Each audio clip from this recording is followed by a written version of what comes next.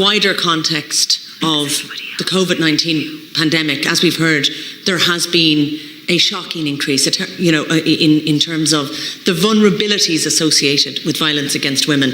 And we know that that's international. The United Nations have described violence against women during the pandemic as a shadow pandemic.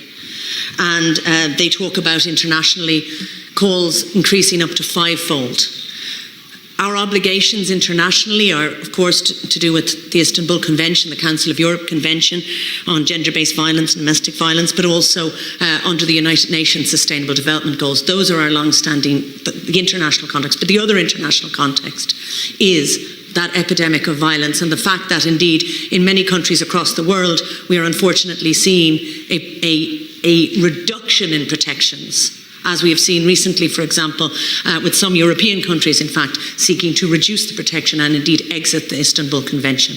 So again, it's important that Ireland is strong and is a leader in terms of that. And within the pandemic, as has been described, we've 33,941 helpline calls, 27,000 incidents to which Gardaí were called in terms of domestic violence and violence and intimate partner violence. So it is a really terrifying time, I think, for many people across Ireland. And the horror of this last week's, not so much last week because, of course, the problem is image-based sexual violence was happening, but the exposure last week of the depth of image-based sexual violence in Ireland was very, very, very harrowing and distressing for many.